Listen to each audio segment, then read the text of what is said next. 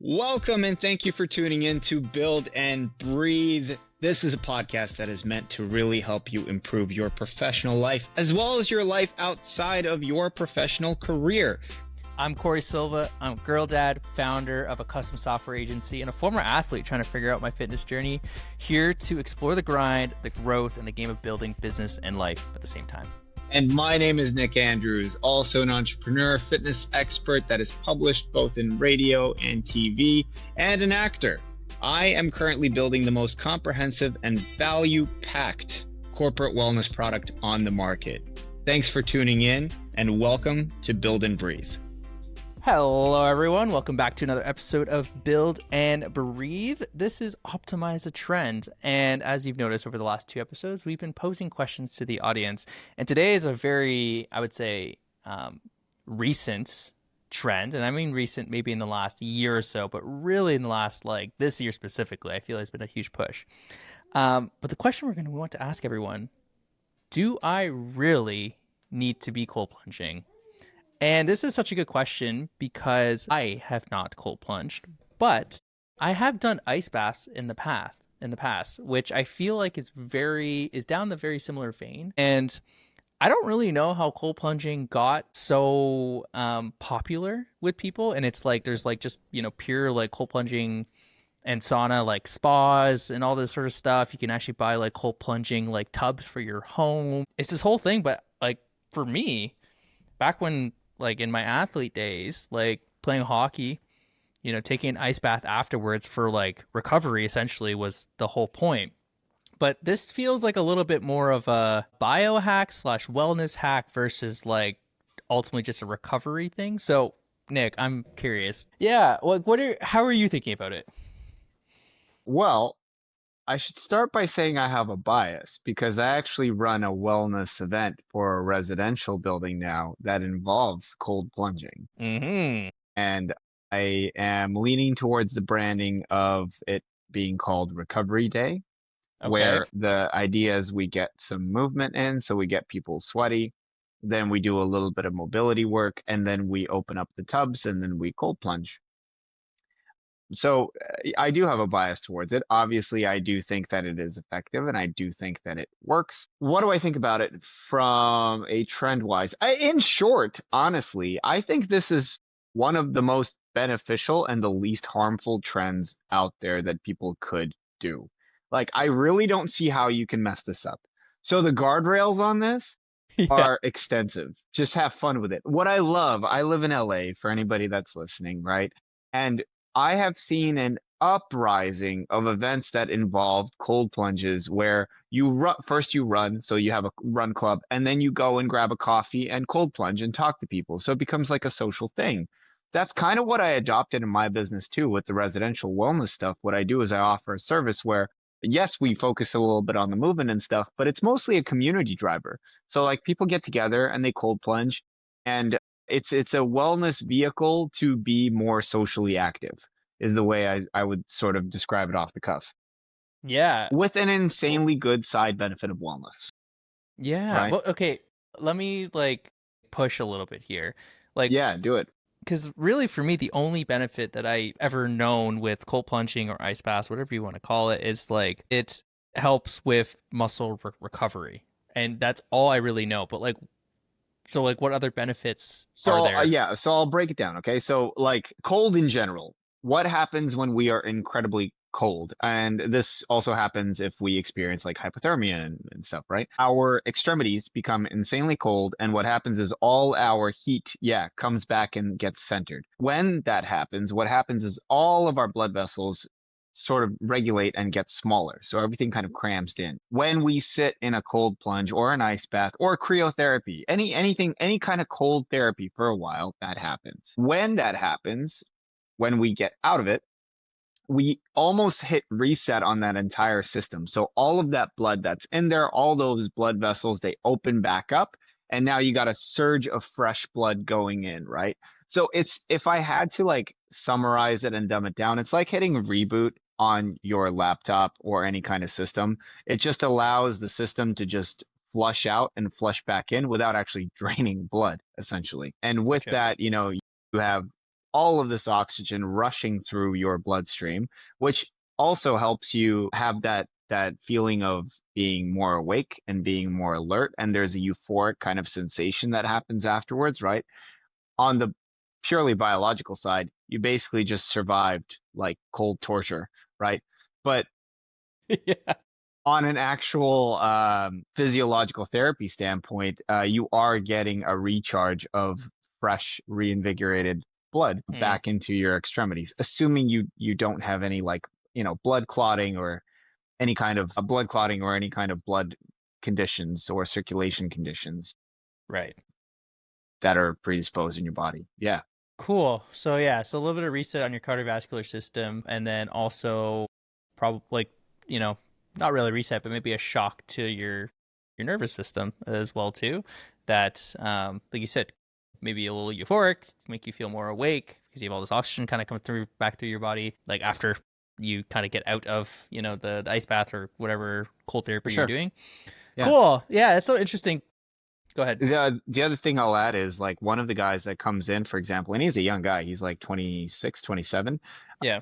had a slip disc, and it's a recurring thing for him in his spine, right? And when he cold plunges regularly, that the inflammation of that significantly reduces for him throughout the week to the point where he can stay active, right? So as a method of joint repair, even, right, and decreasing that inflammation, it's incredibly important. Again, so just to summarize, blood flow to like pained joints is a good thing. That's how you heal, that's how you recover. But hitting reset on it allows all of the toxins to flush out and then fresh ones to come back in, right? You're convincing me more to give this a shot. Well, not. I mean, convincing is like it's I think maybe a stretch because like I used to do ice baths, so I'm like I understand. It's just like to me, people treat it now as like a almost like a daily wellness ritual, Hmm. and I don't know if I'm like, do I want to do that daily? Maybe I do because like I don't even know how to do it like economically as well too, which maybe we can talk about this because there's like the big places like Othership, right, that are like super popular, but it's like a full like wellness experience. There's both like, hot therapy, cold therapy that you kind of go through this, and it's a bit of a social environment as well too. There's community. Yeah. Yeah, how do you think about maybe making it like economical for people that want to do cold plunging? Yeah, if you live in a snowy climate, dump yourself into some snow. I'm just kidding. I mean, I'm not kidding. That could work. That totally could work. Cold is But cold. you can get portable tubs for sure. They're probably in and around $100 now. I use a version of them for my business. They're portable. I set them up, I drop them down. Doesn't take a whole lot of time. The Honestly, the most costly thing is the ice. And what I've found is a very cool, useful tool is I will fill up water bottles. I have a ton of water bottles and I will freeze those water bottles and then Mm, reuse the water in those. I'll just reuse those water bottles. They are my cooler, basically. gotcha. And it works really well. I actually think it works slightly better than ice because ice just melts. And so the cold disperses quite quickly. I find because the ice is packed into one geographical area, it can actually stay icy a little bit longer. So it is an interesting thing. It also comes, some of the tubs will come with a cover, which helps keep the temperature low. So while the temperature is dropping, you can maintain that temperature at a low end. I imagine you could use that same trick in a bathtub. So if you want to really do it Right. economically, fill up your bathtub with cold water and then use my water bottle trick, dump it in there, and then you can do it. Yes, it's a little bit of labor, right? And it's all going to be for like a 5 to 15 minute window. But if you're committed to it and you want to do it, and especially if you have any joint pain or anything like that, you Yeah. you could do it. Um, Using it daily for alertness, especially if you're doing the bathtub, your partner's going to hate you for it. So I'd say maybe for the sake of your marriage or relationship, maybe don't. Maybe your hydro bill too. Maybe for your hydro bill, yeah, unless you want to just keep it always loaded up there and you're just circulating the plastic water bottles, which hey, you do you. I mean, if that works for you, I salute. Yeah. I don't know that that would work for me. What was I going to say? For a daily thing, really good for the mental, I think, for the mental reset and for the mood regulation and stuff. So I fully understand that. And if you have the ability to do it, go for it. I think the one disclaimer that I don't think people talk about enough is that cold therapy actually contradicts hypertrophy recovery. Okay. Not enough people talk about this. So when you work out, when you lift weights, and if your goal is to gain more strength, and if your goal is to gain more muscle or build a leaner frame, you break down muscle fibers in the gym. So you Hmm. cause damage to your muscles. That causes inflammation. But the inflammation caused is blood rushing in to repair, to begin the repair process. Right. The repair cannot happen if that inflammation does not occur. Cold plunging, any kind of ice therapy, stops the inflammation. So it technically stops efficient recovery protocols, right? Mm, So doing it every day, again, if your goal is to build muscle and build a leaner frame and all that, sort of doesn't work. But doing it once a week or twice a week can help reset all those systems and to flush out those toxins and decrease the unnecessary inflammation. You know, when you're like super stiff and you're just like, oh, like by that's the end right. of the week, right? Like Yeah. that can be flushed out Yeah. with a sauna and then a cold kind of plunge combination, and you're going to feel amazing. But to do that every day, you would probably see it dig into your results. Again, if you're in that, right? If you're just maintaining, or if you have a sport that takes a lot of toll on joints and things like that, cold therapy can be a magic pill for you. Yeah. Marathon runners.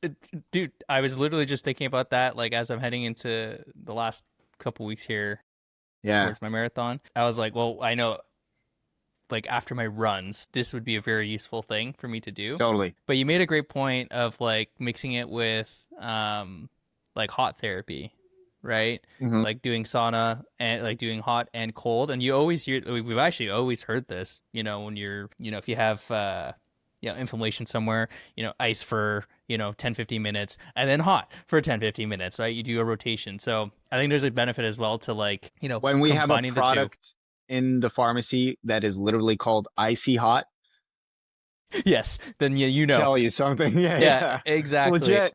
It's legit. It's legit. And then one other thing I will say to anyone that's like wants to do this daily, but maybe you don't want to fill up your tub every day, or you don't want to get a membership, or you don't want to buy a portable tub because maybe you don't have space for it, like you're in a condo or something like that.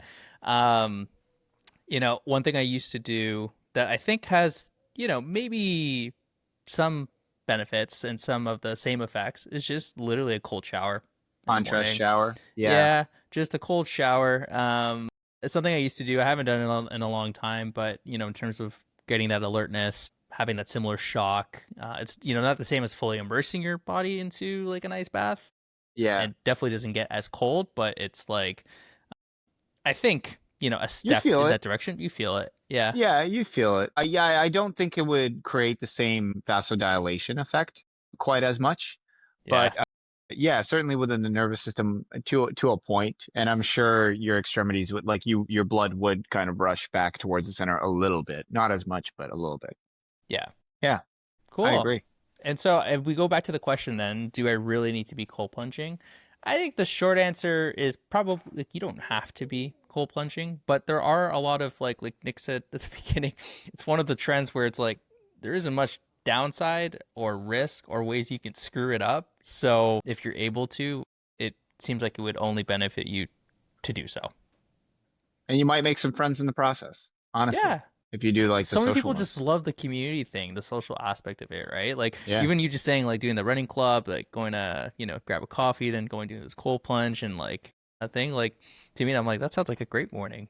It's so much fun. My friend Brody invites me out every Sunday, and I have not come out any of the times. But every time I'm like, this is such an amazing thing. I want to do it.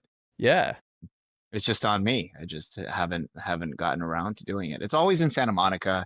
When you live in LA, anybody that has ever lived here will tell you, like after a while, I have officially acclimatized to this.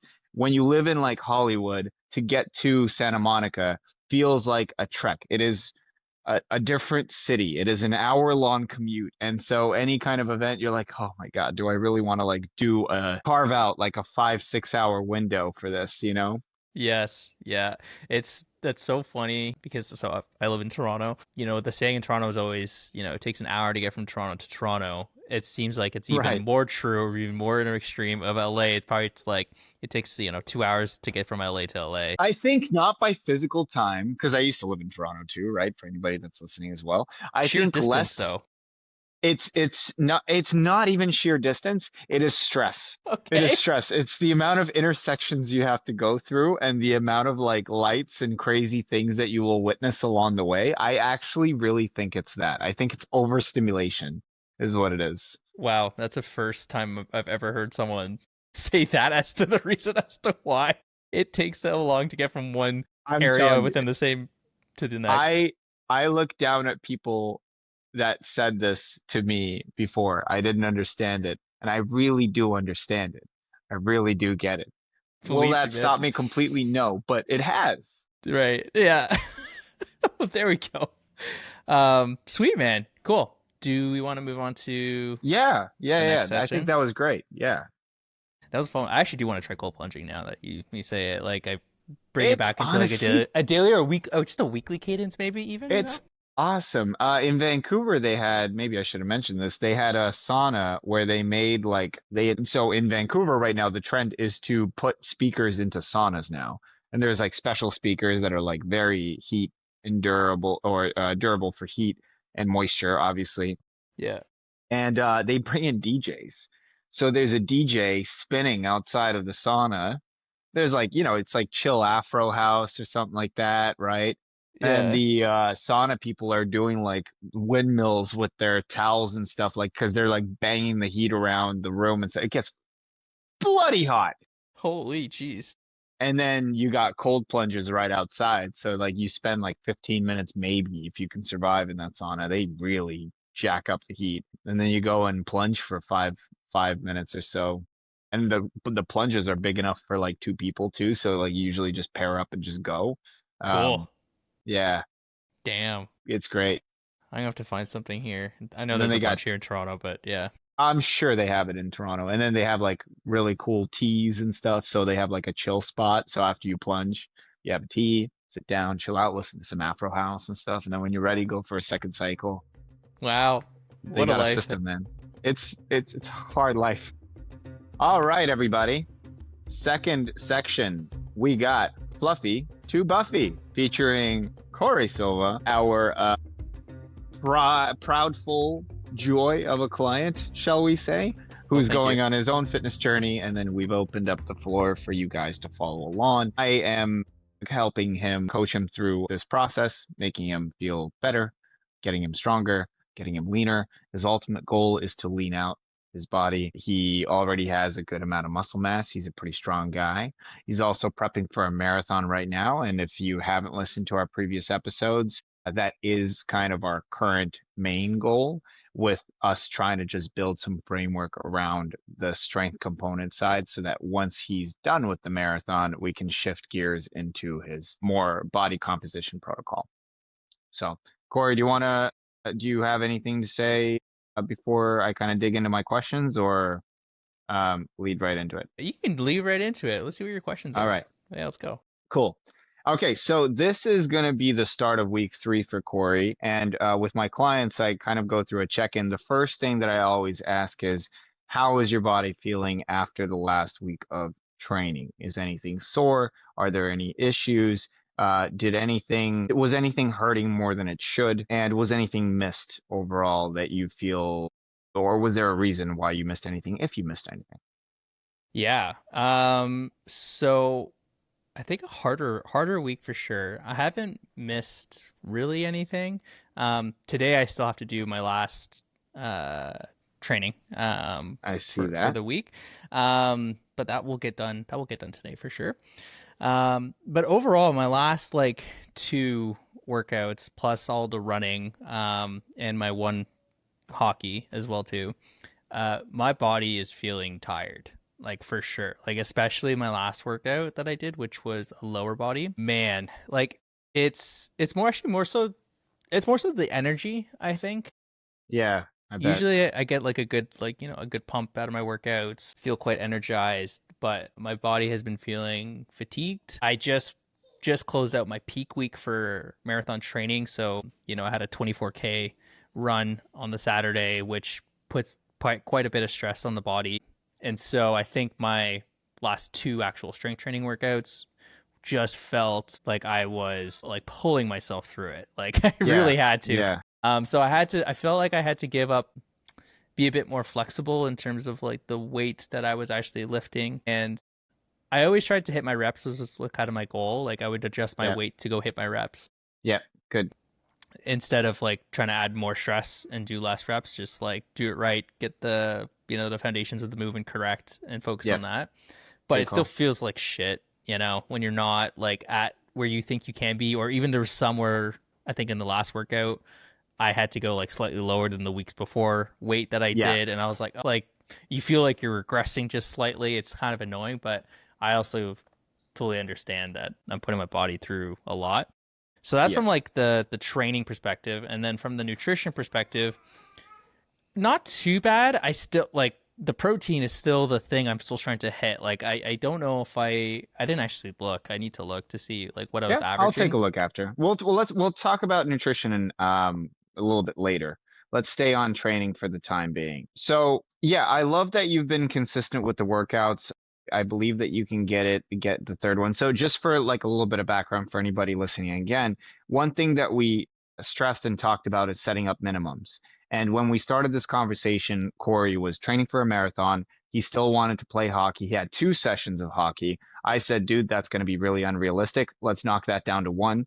And then we said we're starting with three lifting sessions as far as like weight training, no more than that, because this is going to happen, right? We're going to start feeling that stress, especially as we get closer to the marathon.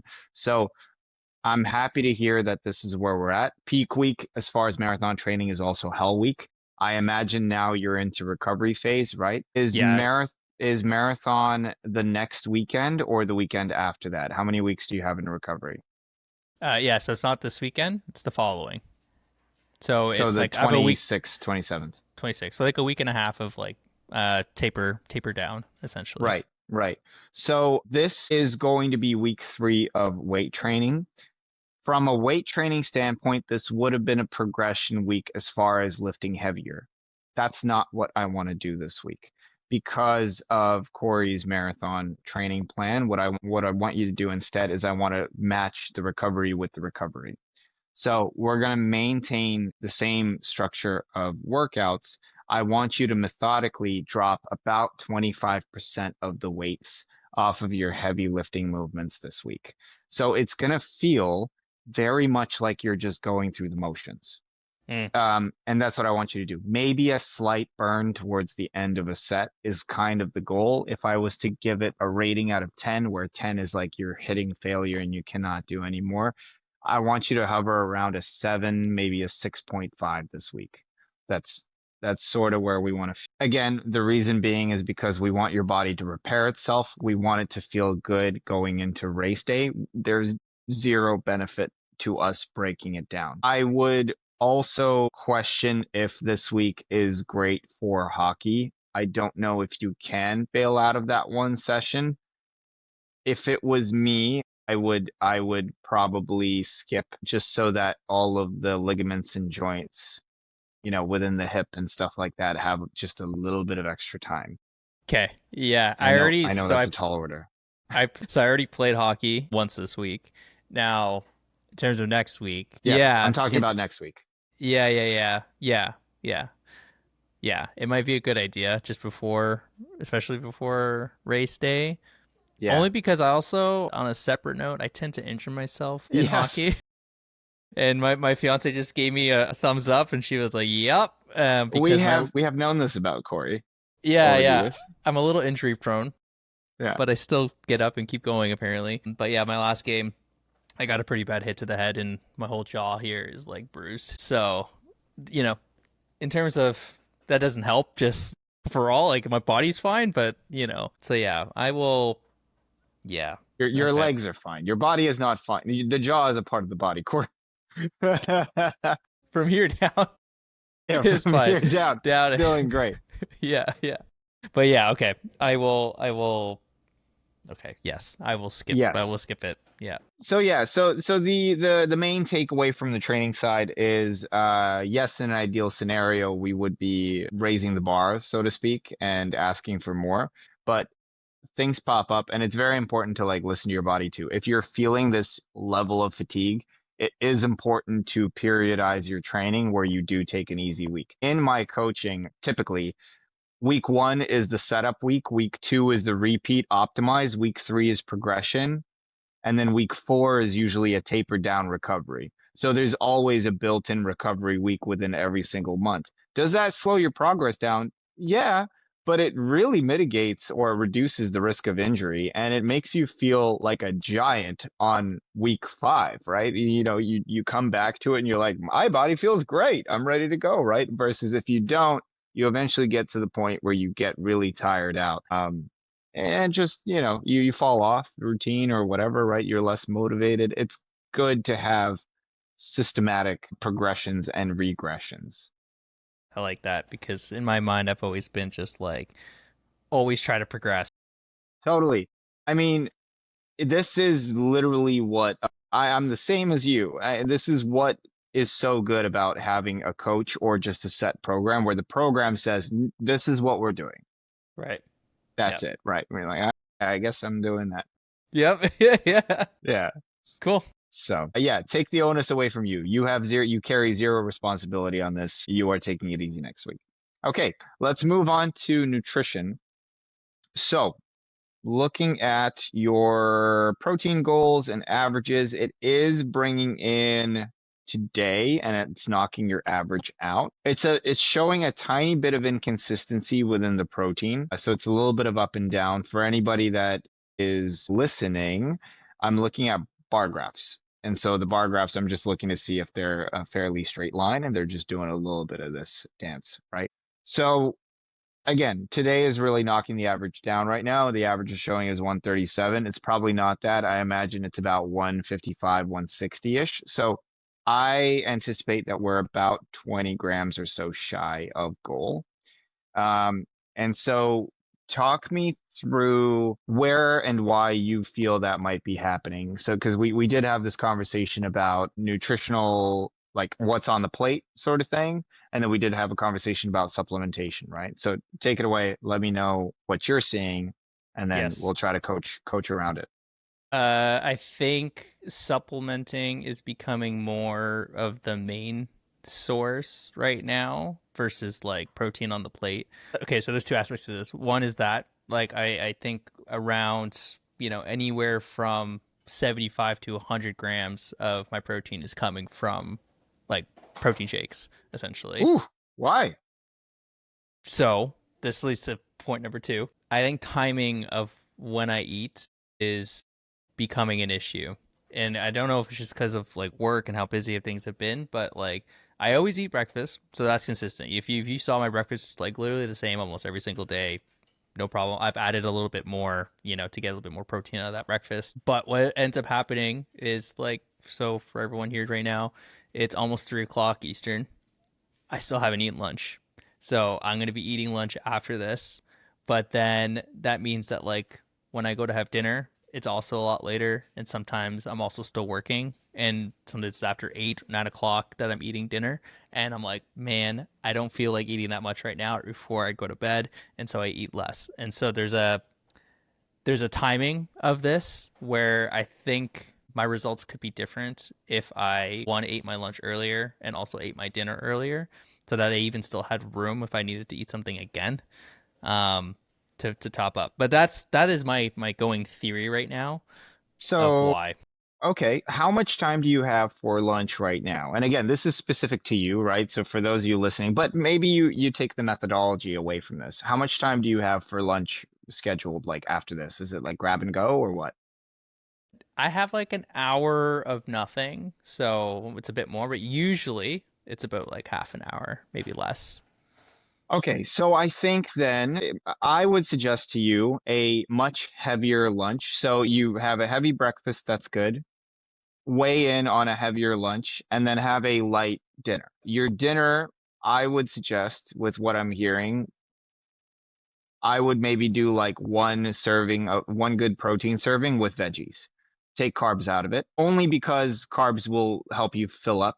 So if you have like steamed veg with, I don't know, salmon fillet or something like that, right? That would feel good where you're not feeling like you're overeating, and you would probably accomplish your task. As far as the heavier lunch, right? The reason why I'm going this route is because like the whole like, oh, I need to eat lunch easier or earlier may be a tall or even impossible order, because if your schedule is lining up the way it's lining up, it's very hard to shift schedules. It's easier, I think, to build strategies around however way your schedule unfolds. So if 3 o'clock is the common thing, 12 o'clock is not going to be the common thing. We got to work with three. So heavier on the lunch and then lighter on the dinner is what I would suggest. Now, within the lunch side, in the first or second episode, we talked about the scale of convenience and nutrition density, That's right. where we shouldn't think about food as good and bad buckets. We should think about it as like, I can get a very, very convenient thing with zero nutritional value. I can get a convenient thing with decent nutritional value. I can get a healthier thing that is incredibly inconvenient, right? That's at the far end of that. Or I can get like a healthier thing that is not nutritionally dense as well, right? And right now, with Corey's first problem, I would say go for a nutritionally dense, convenient item. Now, protein shake would be the top of the list, but I'm one overusing step it. up. Yeah, so I'm going to ask you if you could maybe step it up a little bit more, and that step would be something like a tuna salad with some, I don't know, peppers or like a mixture of some sort, right? Where you get that protein from the tuna, it's maybe canned in water or something like that. That way you don't have to cook, right? This would be on the convenience scale. You whip that out, you whip that up, and then you have a big bowl of very nutrition dense, convenient food. That is not unhealthy. It's just not the healthiest that you could go, but it's not that far away, right? And that's a pretty decent happy marriage there. Now, if you accomplish that, and if you can hit that and you have spare time, then I would say, okay, now let's talk about things that you could cook up that are just a little less convenient, equally nutritious dense, right? So I think for this next week, my challenge to you would be to find something that is a little bit more convenient to make. I would go to your canned aisles, and I would, or pre-prepped chickens and stuff like chicken breast meat that's sold, and see if you can pick that up. Or you can pre-prep your own chicken and then just store it and then have those ingredients ready to go within your fridge and then mix and match those ingredients in. Cool. But yeah, I would say think more along the lines of like, what can I microwave or quickly stir fry rather than a whole ordeal and a whole full kitchen setup scenario. So if that is the case too, having those ingredients, so having additional tuna or additional chicken or additional ground Yes. beef or whatever can also help, right? Because I find even with leftovers, like the carbs are mostly covered, I find Right. it's mostly the protein that's always very, very little, right? And yeah, it could be, you could feel satiated, but nutritionally, you're probably not going to hit what you need to hit, right? So if you have just that extra topping, then think of like going to a restaurant and you're adding extra chicken, like think of that sort of thing. Cool. Done and done. I'll make that a priority. That would be the play. Yeah. The win there is it sounds like you found your way around protein shakes. So that's good. Oh yes. Let's just get a little more real food back in you. Yeah. Yeah, chew on something, man. Chew on something. I Yeah. understand you bruised your jaw, but get it back in action. Yeah. Yes, that's fair. That is fair. Yeah, I will do yeah. that. We'll blame it on that. You just wanted to stay away from moving your jaw. That's it. Totally. Yeah. I've been there, man. When I used to fight, I get it. You come back with a loose jaw, you're like, yeah, liquid Yeah. liquid diet's good. Yeah, exactly. Yeah. Cool. Cool. Okay, I think that's that. I'll populate your training into your app shortly after this call, and then I'll just make a note at the top end of like just retract 25 percent off of your resistance for everything. I believe everything is fairly, I'm just seeing, I'm just reminding myself here. And for anyone curious, my Yes. one of my tasks from last week was to weigh myself and do progress photos. And so Yes. I weighed myself as of last week, last Saturday, whatever date that was. What was that? The 11th? The 11th, I think. The Something like that. 192 pounds. 192 is where we're starting. Yes. Yeah. So, from a rep range standpoint, I don't see that I need to make any changes. We're not hitting 5x5s. We'll keep the 6 to 8. You can just hit 8 reps for those at 75% of your weight. Yes, and you did complete your task. You did weigh in. I had it down on the 14th, but maybe you did it prior. I don't know. I did do Oh, it you did do it prior. prior. Yeah, yeah, Yeah. yeah, yeah. Great. Yeah. So, yeah, again, from a metric standpoint of like weight progress and stuff, we're really going to start that after the marathon. Also, it'll be interesting to see. This is a good point, and then we can wrap this segment up. But it'll be interesting to see how your body responds after the marathon is done. So, marathon, your body's beat up, right? It's going to need to recover. One, how much weight did you lose on race day? How much weight are you going to regain after? And then what is the situation with regards to your strength after race day? Because after losing that much weight, you're going to be tired. You're going to be in recovery mode for a little while, probably for at least a week. Hopefully, knock on wood, there's no injuries or anything like that, right? But that could occur. So Yep. all of this is touch and go, and we'll see how it goes and adjust from there, right? But yeah, weight is just, this is where we're at. This is probably your benchmark where your body's fairly comfortable. We'll see how it changes from the race.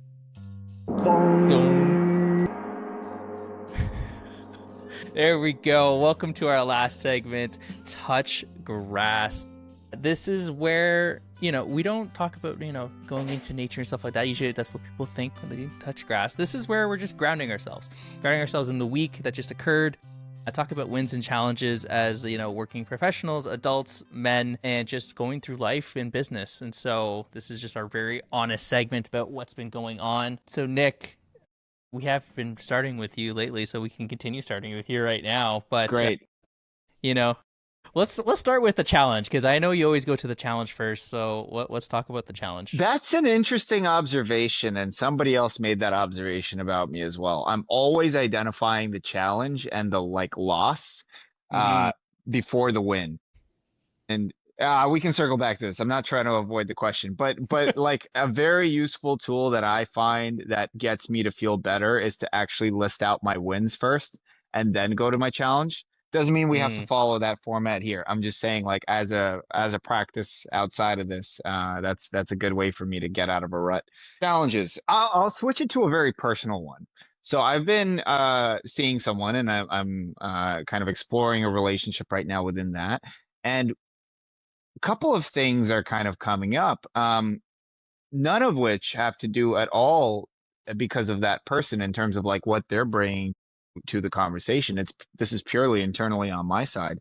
Is right. there are times where I question if the time spent in the relationship or just with that person could be utilized and reinvested, or like how much is the right amount to pull me away from my other goals. It's a very Mm, weird and difficult conversation, and it honestly sometimes feels very inhumane to me in my head. Like yes. I should be okay to have a relationship, but it is something that I am finding internally challenging, and it's something that I'm working through. I moved to this new Yeah. city with very specific and strict goals in mind, right? I have many other ambitions, and hyper aware and very much self-critical over like any inefficiencies, of which I have many, um, that I need to fix, right? Right. So I'm just working through that right now. Honestly, that's a big challenge. And this is on the back of I didn't hit certain objectives that I wanted to hit. And so I'm looking at my week and I'm Mm, like, okay, well, things kind of got in the way here, or this kind of came up there and whatever, right? And you're taking an audit, and there are other things that I could create efficiencies around, and I'm working on that. But if I'm being honest, right, if I was to hang out with friends, it would be the time with friends I would be looking at and saying, well, there went 4 hours, right? So yeah, something that I'm genuinely going through. Yeah, that's so interesting. It's a very logical way to think about it, and I've always known this about you as well too. Like very pragmatic in how you think about your life and time and relationships as well too. And it's usually just like around your priorities, right? It's just like you saying like how can I reinvest this time somewhere else, right? Um, it, you're an ambitious person. You have some really big goals, tall orders to hit. So it makes sense that you think like that. Yeah, it's I don't think it's inhumane. It's just a very real way of how you are thinking about it. And I think that's totally fine, right? It's just yeah, I think if relationship isn't like an immediate priority, then that's I feel like maybe that's sometimes where maybe that's coming from. Where you're like, well, I don't know, like, and not just like relationship, like intimate relationships, but like even like friendships too. Like you talked about, like it would be the same thing if you went to go spend time with friends, right? You're like, how could I have reinvested this time to go, do the other things that I know I need to get done? Instead, they Yeah. got missed, right? So that's tough, man. That's a tough challenge. Yeah, Mental yeah. hurdles. A quick little insight just off the back of that is from the artistic lens. So that's from the business lens.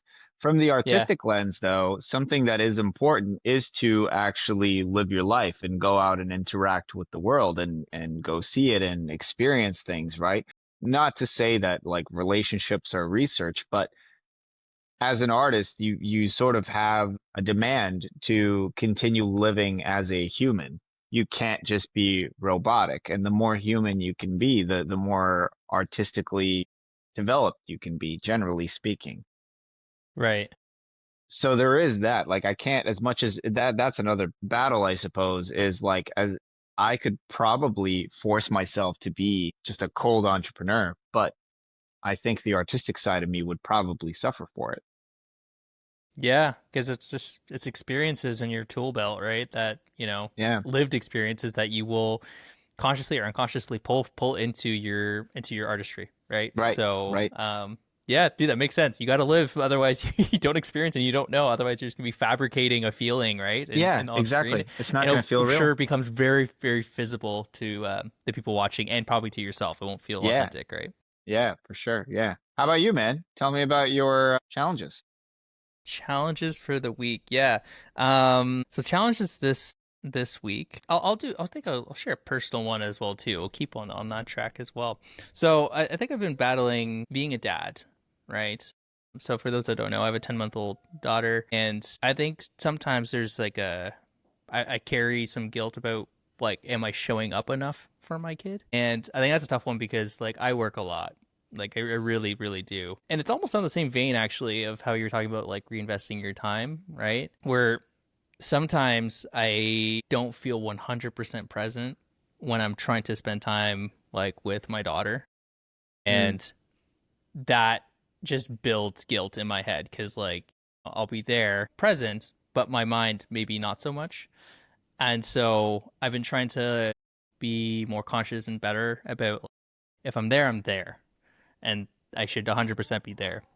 But it's really, really hard sometimes to turn off what's happening in my business, and like the stresses and worries or challenges that are need to be fixed or completed. They just kind of pile up in my head. So yeah, so I think that's been kind of a challenge. Like it's kind of that was a bit of an ongoing one, but it's just something I've just thought a lot more about this week. And yeah, because I think showing up as a dad is one whole thing, but also showing up as like um, a parent partner, like to my hmm. fiance as well too, is also a whole other thing, right? Like be able to support with the other parenting tasks or the chores of the household and stuff like that, right? So Yeah. yeah, so I think just like some built up guilt, even some frustration as well too, that has just been kind of happening. And so yeah, I don't really know what the answer is other than like I think I need to, I don't know, find balance is the right term because I don't actually really believe in balance. I believe in like Yeah. just investing the quality time. But yeah, I think it's just more. Go ahead. I have a psychological like theory of why we experience this, and this could be probably a very relatable thing and a completely honest thing. There's a sense of personal responsibility where I need to do this amount to pull my weight. And on the exact same thread of that, we go into this self-critical thing of I am not enough. So the personal Mm, responsibility, it's so linked together. At least in my psyche it is. Even to the challenge that I prefaced earlier, again, it has nothing to do with the other person. It has everything to do with what's going on in my head. And the real reason why I'm so anchored down in like the concept of like the inefficiencies and stuff is because I have convinced myself that I have not arrived at the place that I need to be enough, to be ready or enough. Enough is really the thing, right? And right. I know that this is a very common thing among anybody that's ambitious, and I don't even think that it's an on and off switch. I don't even think that we ever arrive there. I think it's a constant struggle and a constant conversation with yourself and something that you will always have to work on, right? For Yeah. you, it's being present, I guess. I find that I am able to be, I've been complimented on my ability to be somewhere 100% when I'm there. Okay. But with that comes the exact same problem because now that I'm 100% there, I am no longer anywhere else. Mm, So that time is completely invested elsewhere, right? There is right. no, for better or for worse. And I don't have a Yeah, correct yeah. answer to that, right? This is why it's a Yeah. conversation. Yeah, it's I definitely align with like what you were saying. Like, the word enough. I feel like it's so vague, and you're right. We might never truly ever get there because our definition of it is not that structured and not that specific. And so, even if we did have like, I would say, uh, quantitative aspects to that, I guarantee you when we got there, we'd be like, nope, not enough. So Yeah, it's an ever moving target, right? That we're yeah, constantly chasing, which I don't think is inherently is a bad thing. It's just more of a reality of how our minds think, right? But in terms of yeah. being somewhere like 100%, like you're saying, I'm a little envious of that. But at the same token, I realize I'm like I can do it because I know I can do it because I do it with work, and it's like when I need to be like Mm, in a call or meeting someone or going to an event, like I'm there just dialed 100%, in. right? Yeah. Right. So I just need to be able to do the same in my family life, I guess, is like my goal. Maybe that's my challenge for myself is to like just be better at doing that. You Yeah. know, I really wasn't expecting this to take this direction, but I didn't always used to be this way. And I remember in my past relationships when I was told that I was being emotionally dull or numb. I definitely was not present. I had people Okay. tell me that. Yeah. And I really did see a change from when I became more active in acting because I think it was an exercise of emotional intelligence. A scene only works if you are 100% there. And I'm going somewhere with this that's productive to everybody, I promise. Yeah. Go ahead. But the exercise, people think that acting is faking. It's actually a reflection of your authentic self within the lens of a character. So you lend your emotional nugget to a character. That's kind of how that works, right? And you bridge the gap through story. Story is the fluff. The emotion is quite linked to the actor portraying it, right? Otherwise, it looks put on. You can fake cry, doesn't feel the same. Or you could not even cry, but be just tearing yourself apart inside, and that will carry through the screen. All this to say is I think that the being present aspect, as far as being in a social setting or in a relationship, is I think a lot more about being um, comfortable with experiencing your emotional center and your emotional self. And I think perhaps it's a man thing. Um, I'm sure it's an upbringing thing, but I still sort of have a little bit of a knee-jerk reaction, a recoil when I feel a bit too much too soon in an intimate setting. that's not even in a relationship. That's even with interactions with like friendships. If I'm getting along with someone very quickly and there's like a want for trust, like a Yeah. sensation that I should trust this person, but it's too soon, I recoil, right? There's a little bit of a self-preservation thing. So I think we as people just developing and trying to be better should be a little bit more get to know our emotional centers a little bit more. I think probably the best way to do that for people that are not acting is journaling, because that's kind of Yeah. ultimately what acting is. It's constantly journaling your emotions just on video and through script. Lots of writing as Yeah. well. Yeah. I love that. And also for anyone that, heard journaling and they're like, oh my God, I don't want to write though. You don't have to. I used to journal with voice notes all the time. You can just talk it out and it's totally fine, right? So I think that's good. We didn't talk about our wins yet. Do we want to just quickly share Yeah. like a win each and then we can kind of wrap it up? Yeah, you go first on the wins. I'm gonna try to digest and like see what I want to pull up. Yeah. Okay, I got it. Okay. So, a win for me for this week. Again, this is a little repetitive from last week. I was like, yo, I closed the sale, but this week I just been on a roll. So I closed almost 200K worth of like business this week, which has been, I was just like, I don't even know how it happened. Like I just did it. So it's been really good. This has been such like an insane month in terms of being successful on the sales side, which has been great because I talked about how much of it was a struggle for many, many months. So that's been my win for the week. Just like having that, my like business partners are like stoked. They're like, this is sick. The team is happy because there's like lots of fun work coming down the pipe. So that was my win for the week. Just felt really good. That's awesome. That's amazing. Yeah. Congrats, man. That's huge. Thank you. Thank you.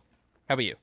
For me, I managed to break into a new casting office, which I guess for a lot of people, they don't even know what that means. But in the film world, you have to create relationships with each independent casting office, which manages all these different projects. One of them might be working closer with Disney, one of them might be working closer with Paramount, blah, blah, blah. But it's all independent relationships. And the way you build those relationships is you get an offer to audition, and then you submit that audition, and then that's kind of the beginning stages of your relationship. So really great show that I got to audition for, one that I really love.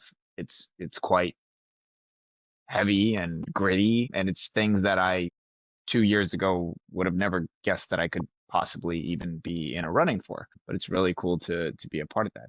And then the other one, business wise, is I think I messaged you. It was about Base 44, which is Yeah. a powered coding platform essentially. So you can write prompts and it develops software for you. It writes it and it's fully functioning. And as long as I think you can explain it step by step and create the right relationships and tell it to pull certain data, it works. And I've been starting. This is very much a back burner thing, but I've been starting to build a software that's for the clients of my corporate wellness. So it's client facing. And it is very much a proprietary sort of experience now that it's custom built. So it does precisely the things that I wanted to do, rather than me using off the shelf software that is pre-made for other functionalities. And I think the function of it will be that I can actually demo it in real time. Even technically before it's built, it will be a very good piece of information to carry across the actual experience, UI experience for clients, for employees. Dude, yeah, that's awesome, man. Yeah, you sent a, clip of kind of going through it and I was like, dude, this is so cool. Yeah, people, it's a great sales resource to have a demo. People also they just love to see something. They love to Totally. visualize it, even if it is just a piece of the pie of the whole program that you're offering. Visualizing something is just people just moth to a flame, right? People just love Yeah. to see it. So Yeah. yeah, it's super pumped. It's such a cool application that you built, and you literally gave like a little pitch as to why custom software is and proprietary software is so good because sometimes off the shelf doesn't do the exact features or things that you want it to do, so you need to build your own thing. Totally. Um, Yeah. Yeah. Which is your yeah, business. yeah, which is my business. So I'm like, yeah, like I'm nodding my head. I'm like, you're exactly right. You're exactly Right. right. Yeah. Right. I'm with you. Yeah. Yeah. I'm with you. I agree. Yeah, those are our challenges. Those were our wins. Another good episode. So, Yeah. say to kind of get back to this next week.